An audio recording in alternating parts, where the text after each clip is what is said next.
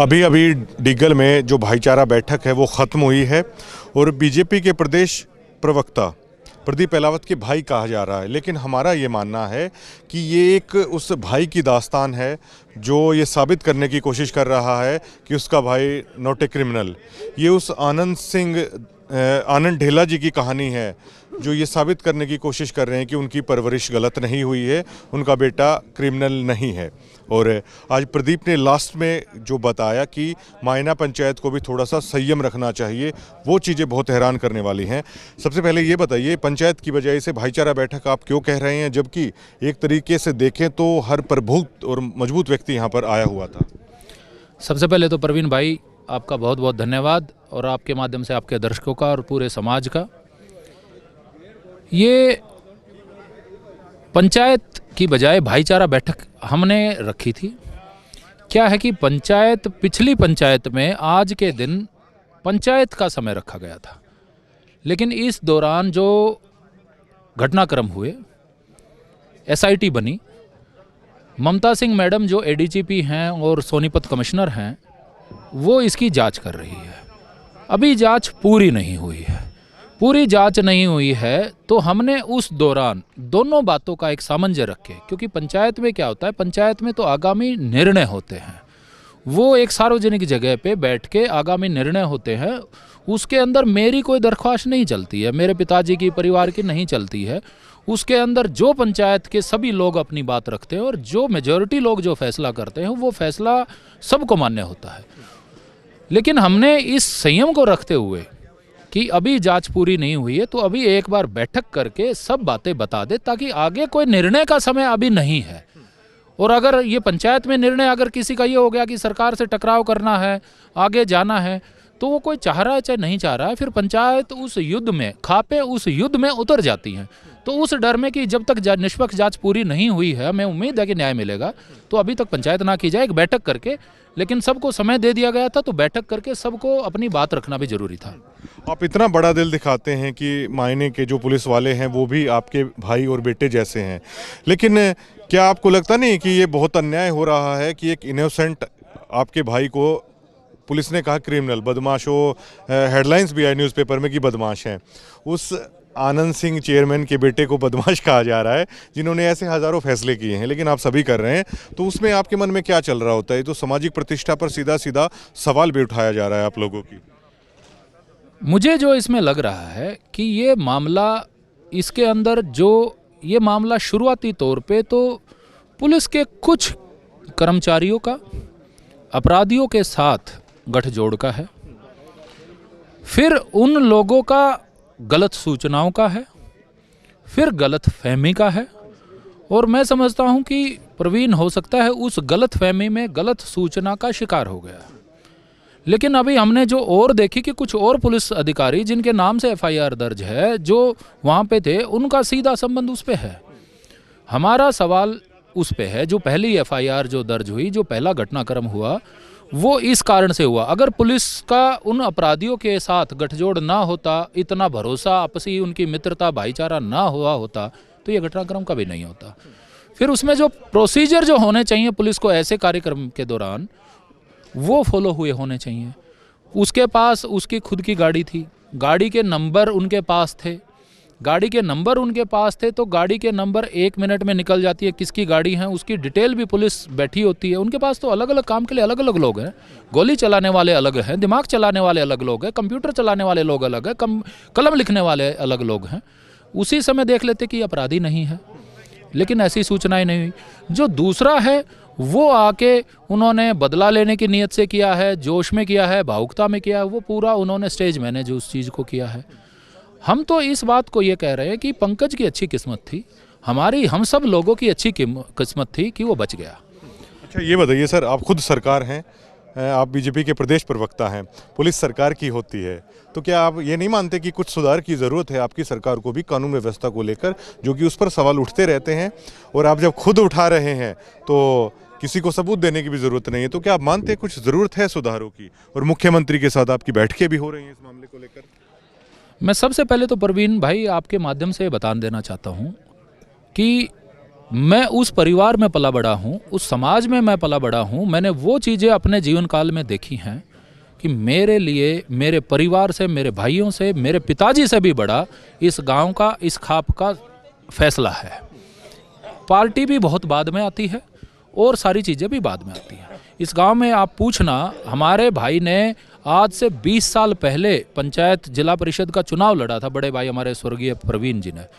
चुनाव 10 गांव का चुनाव था, 9 गांव में चुनाव हो चुका था और हमारे गांव में झगड़ा हो गया सरपंची चुनाव में, और सिर्फ ये रखा गया था, हम वो चुनाव जीत रहे थे एक तरफा, और फिर भी ये हो गया था कि भाई चुनाव नहीं कराने, पंचायती फैसले कराने हैं। हमारे पिताजी ने 20 साल पहले गौशाला में खड़े होकर कह दिया था कि क्योंकि जो लोग नहीं चाहते थे कि ये फैसला हो सरपंची चुनाव में, वो बोले कि हमारा तो हो जाएगा चुनाव, फिर भी रह जाएगा, जिला परिषद का चुनाव है। एक और बुजुर्ग ने अपना फार्म भरा हुआ था, उनकी नाम मात्र वोट थी, तो उन्होंने कहा इनका हो जाएगा, झगड़ा होना होगा तो इनमें हो जाएगा। हमारे पिताजी ने कहा था अगर पंचायत चाहती है भाईचारा रहे, हम चुनाव छोड़ते हैं। हमने वो पंचायत, जीता हुआ चुनाव पंचायत के बीच में छोड़ दिया था, और हमारा परिवार बूथों पे जा जा के जो हमारी वोट फिर भी डाल रहे थे लोग रोष में, उनको पकड़ पकड़ के कहा था, और हमने दूसरे कैंडिडेट की वोट डाली थी। हमारा वो इतिहास है। अभी आपने पीछे विधानसभा चुनाव देखे, हमारे गांव से एक युवा अमित हमारी पार्टी से था, उसको टिकट नहीं मिली, चुनाव मैदान में आ गया था। संजय कबलाना को टिकट मिली थी। मैं आपको बता रहा हूँ, कोई लोग मेरे ऊपर आरोप लगा रहे हैं कि ये तो पार्टी का है, ये दबाव है, नहीं, समाज पहले है। संजय कबलाना ने ऑन रिकॉर्ड मुझसे फ़ोन कर करके कि भाई मैं पैर पकड़ता हूँ, मैं मिल लूँ, मैंने उससे मुलाकात भी नहीं की, कि मेरे गांव में पंचायत होनी है, पंचायत का जो फैसला होगा मेरे सिर माथे होगा, मैं आपके चुनाव प्रचार में जब तक नहीं आऊँगा जब तक पंचायत का फैसला नहीं होलेगा। हो सकता है पंचायत ये कहे कि पूरा गांव तन मन धन से अमित के साथ लगे, तो मैं माफ़ी मांगूंगा, मैं पार्टी से ही माफ़ी मांगूंगा, आपसे भी माफ़ी मांगूंगा। जब पंचायत का फैसला नहीं हुआ, सब इंडिपेंडेंट अपना चुनाव लड़ रहे थे, तब मैं उसके चुनाव प्रचार में गया था। ये बताइए कि ये बहुत बड़ा मामला हो चला है, इसमें प्रदीप अहलावत कहीं पर ऐसा भी चाहते हैं कि कुछ समझौता हो जाए, या आप चाहते हैं कि कड़ी कार्रवाई तो हो दोषियों पे कम से कम? बड़ा दिल दिखाएंगे या अंत तक जाएंगे कि जो खाकी दोषी है वो सलाखों के पीछे अब जानी चाहिए? इसमें मैं प्रवीण भाई आपके माध्यम से और आपके माध्यम से समाज को बताना चाहता हूँ, हमारे पिताजी ने हमेशा ये समझाया है कि माफ़ करने वाला बड़ा होता है। हम इस चीज़ को, मैंने अब अंत में दोबारा खड़े होकर मैंने यही बात आपने कही है, पंकज के साथ जो हुआ हम उसकी माफ़ी दे सकते हैं। हमें किसी से कोई द्वेष नहीं है, गलतफहमी में हुआ, गुस्से में हुआ, जो भी कोई हुआ, हम उसके लिए हम चाहते हैं कि मामला ख़त्म हो। हमारे भाई किसी और आदमी के ऊपर हम नहीं चाहते किसी की नौकरी जाए या और चीज़ें जाए। हम ये जरूर चाहते हैं कि आगे ऐसी व्यवस्थाएं बने कि किसी निर्दोष के साथ आगे भविष्य में ऐसा ना हो। लेकिन अगर वो हमारे पूजनीय खापों के ऊपर उंगलियां उठाएंगे, अगर हमारे बुजुर्गों के ऊपर उंगलियां उठाएंगे, फिर हमें चाहे किसी भी हद तक जाना चाहे, हम फिर उस चीज़ को पूरा आगे तक लेके जाएंगे। पहली बार आपने इन कड़े शब्दों का इस्तेमाल किया। मुझे दुख हुआ, मेरे पास सारे सबूत इन्हीं पेन ड्राइवों में यहाँ पे थे, मैंने जानबूझ के नहीं दिखाए। मेरे को ये था कि हो सकता है भाईचारा ये फैसला करे, नहीं करना है, लेकिन बुजुर्गों की पगड़ी, इस देश का झंडा और हमारे बुजुर्गों की पगड़ी, इससे ऊपर ना कोई परिवार आता है, ना कोई भाई आता है। उनकी पगड़ी ना उछाले, उनकी निष्पक्षता पे सवाल ना करें कि वो नाजायज़ मुख्यमंत्री पे दबाव बना रहे। बिल्कुल नहीं, हमारे बुजुर्गों ने मुख्यमंत्री जी को भी ये कहा था कि जी दूध का दूध, पानी का पानी होना चाहिए। हमारे पूरे खापों का एक इतिहास ये रहा है, हमें बदनाम करने की कोशिश की जा रही है, उसके लिए हम मर मिटेंगे। फिर कोई किसी का माफ़ी का खाना नहीं है, हम फिर अंत तक जाएंगे। हम देख रहे हैं, हम प्रशासन पर दबाव भी देख रहे हैं, एज ए मीडिया पर्सन हलचल हो रखी है, और बहुत लोग इस बात का भी जिक्र कर रहे हैं कि प्रदीप अहलावत हैं, ऑस्ट्रेलिया रिटर्न है और हर चीज़ को बाखूबी समझते हैं, और बहुत आप संयमित शब्दों में ये लड़ाई लड़ रहे हैं। आप तो ये लड़ाई लड़ लेंगे, लेकिन आप एक ऐसे चेहरे के लिए भी उभर रहे हैं कि जो इस तरह की लड़ाई लड़ सकता है। क्या इस केस के बाद अगर आगे किसी मासूम के साथ भी ऐसा होता है तो क्या आप उन्हें भरोसा दिलाएंगे कि इसी तरह आप उनके साथ भी खड़े रहेंगे? मैं आज से नहीं प्रवीण भाई, जब मैं ऑस्ट्रेलिया था और जब छुट्टी आता था तो सब खापों की प्रधानगी जानती है। मैं बागपत तक भी चौधरी महेंद्र सिंह टकेत जी, हमारे समाज के एक बहुत ही आदर से जिनका नाम लिया जाता है, मैं सामाजिक मुद्दों पे वहाँ तक भी जाता था। जब मैं ऑस्ट्रेलिया 2009 की बातें हैं, 2010 की बातें हैं, चाहे सहगोत्र विवाह की बातें हैं, चाहे आपसी और भाईचारे की बातें हैं, जितनी भी बातें हैं, मैं तब भी ये बातें उठाता था, अपना समय समाज को देता था। हमने हमारे पिताजी से सीखा है। और मैं ये बात पंकज की ख़त्म हो चुकी है, मैं पंकज की बात नहीं कर रहा हूं, मैं ये कह रहा हूं हमारी पवित्र संस्थाएं हैं, इनको बचाने की बात है। और अगर किसी निर्दोष के साथ, अगर जिस तरीके से के सबूत इसमें सामने आए हैं, जिस तरीके के सारे साक्ष्य सामने आए हैं, कुछ कहने को, रहने को, देखने को बाकी नहीं रह गया, ऐसी कोई बात होगी और कहीं पे मेरी ज़रूरत होगी तो उनका ये भाई जिस तरह पंकज के लिए खड़ा है, रोहित के लिए खड़ा है, नितेश के लिए खड़ा है, इससे भी ज़्यादा ताकत से उनके लिए खड़ा होगा। चाहे सामने सरकार हो, चाहे पुलिस हो, चाहे कोई भी हो, मेरे लिए समाज पहले है। इतनी ज़्यादा ताकत होने के बावजूद आप लोग राजनीतिक रूप से, सामाजिक रूप से, आर्थिक रूप से भी बहुत ज़्यादा मजबूत हैं, लेकिन उसके बावजूद भी मैंने अभी तक ऐसे शब्द नहीं देखे कि आप अपने आप को दिखा रहे हो कि हम ऐसा कर सकते हैं। इसकी क्या वजह है सर कि इतना ताकतवर होने के बावजूद आप बहुत संयमित तरीके से बिहेव कर रहे हैं, चाहे पंचायत हो, चाहे मीडिया के सामने बातचीत हो? प्रवीण जी, एक दोहा है, कविता है, क्षमा शोभती उस भुजंग को जिसके पास गरल हो, उसका क्या जो दंतहीन विष रहित विनीत सरल हो। हमारी कोई ताकत नहीं है, मेरे पिताजी की कोई ताकत नहीं है, मेरी कोई ताकत नहीं है। हमारी सारी ताकत इस भाईचारे के साथ है, जो एक बैठक में भी इतनी संख्या में आ जाते हैं, जो पंचायतों में भी नहीं पहुंचते हैं। ये इतनी इतनी खापों से, जो 20-20, 30-30 खापों के प्रतिनिधि आते हैं, ये हमारी ताकत है।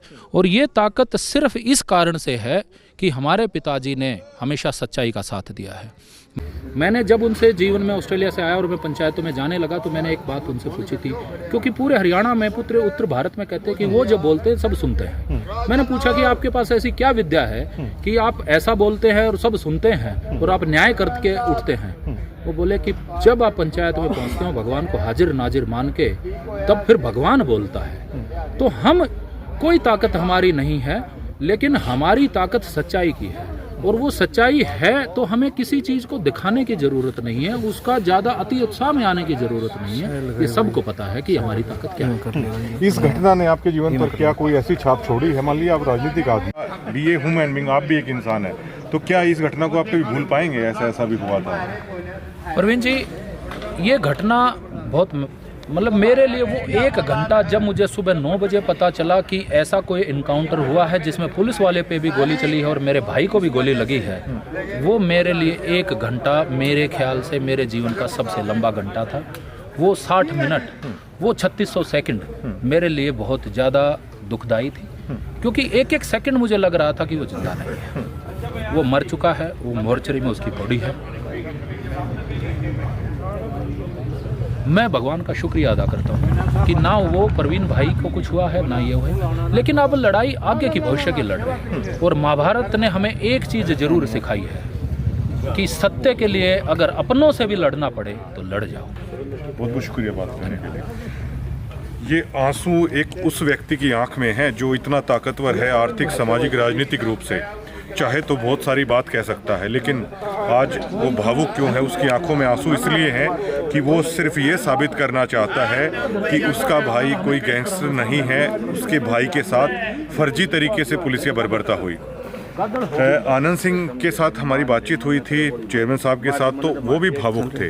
वो सिर्फ ये साबित करना चाहते हैं इस समाज के सामने कि उनकी परवरिश में कोई कमी नहीं है, ये परिवार कानून का सम्मान करने वाला है, ना कि उससे उलट चलने वाला। यही कोशिश की जा रही है। और जब ताकतवर आदमी इतने संयमता बरत रहा है ना, तो ये बहुत बड़ी, अपने आप में बहुत बड़ी बात होती है। और मैंने प्रदीप अहलावत से ये पूछा कि अगर आप कभी पॉलिटिकल रूप से अगर विधानसभा में जाते हो तो क्या ये घटना आपके मन में रहेगी कि इस तरह की कानून व्यवस्था अगर हो तो क्या करना चाहिए? तो यकीनन उनकी आंखों से आंसू आ गए। ये एक ऐसी घटना है जो शायद जीवन में वो कभी नहीं भूलेंगे। थोड़े से भी हैश वर्डों का आज अगर उन्होंने इस्तेमाल किया है तो वो इसलिए किया है, उन्होंने कहा है कि मायना पंचायत जो शब्दों का इस्तेमाल कर रही है, उस पंचायत की गरिमा को वो रखें। ये भी आज पहली बार प्रदीप अहलावत ने सिर्फ इतनी सी बात की है। इस मामले में वे सरकार, कानून पर पहले दिन से पूरा भरोसा जता रहे हैं। अपने भाईचारे को इस केस की सारी प्रोग्रेस के बारे में बता रहे हैं। ये पंचायत कोई दबाव के लिए नहीं थी, इसलिए भाईचारा बैठक है कहा गया। अगले एतवार को गौशाला में रखी गई है। SIT गठित हो चली है कि क्या सामने आता है। लेकिन अब भी सबसे बड़ा सवाल यही खड़ा हो रहा है कि ये बहुत बड़ा राजनीतिक, आर्थिक और सामाजिक परिवार है। ये उस न्याय की लड़ाई को जहाँ तक हमें लगता है जीत भी जाएगा, लेकिन क्या अगर कोई आम आदमी हो और पुलिसिया इस तरीके से करे तो क्या उसे इस देश में न्याय मिले, ये बड़ा सवाल खड़ा हो रहा है। धन्यवाद।